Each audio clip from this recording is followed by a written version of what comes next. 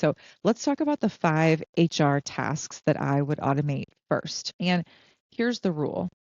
If you do it a lot, it's repeatable and it's low judgment. So it doesn't really need a person to do it, but it's something that drains your week and doesn't actually require you. That's when you know this might be a good task to automate.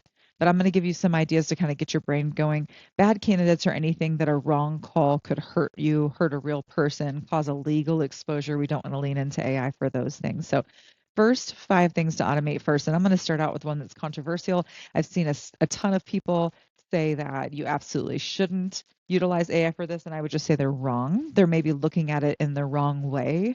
But let's talk about resume screening and initial filtering when it comes to candidates.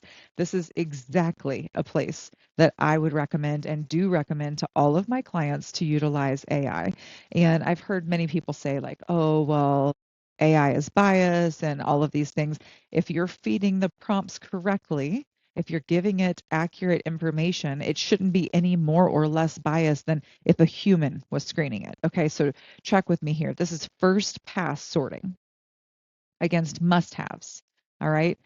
So if you're spending your time on the short list, not the entire pile. So people are still involved in the process. They're just going to be installed or involved in the short list. And when people get all up in arms with AI about this, I just find this to be interesting because if you're using Indeed or LinkedIn, back in the day, it used to be Monster, any candidate sourcing website right now already and has been using AI for years.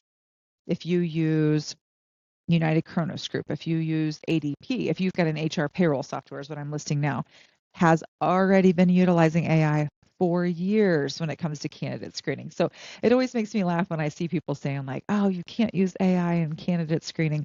We have been. HR has been already for years and years and years. I mean, I have this set up and in place, which we call it minimum quals. We're screening for minimum qualifications.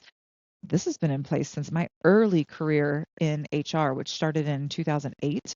And so this has been going on. So it's funny to me that people are really sensitive about it. I'm talking about minimum qualifications. So we can do this in a very simple version by using, let's say, Cloud Project or a custom GPT that's loaded with your job must-haves first, which is exactly how an HR payroll system or Indeed or LinkedIn is doing it. You load your must-haves and then you've got qualifiers and it automatically kicks them in one direction, advancement, or another direction, declination.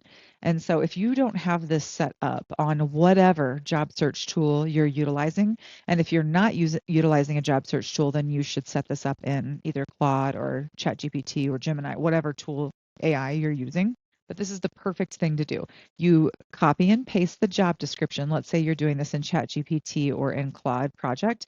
Take the job description, copy it over or upload, and then upload all of the applications or the resumes that you're getting in.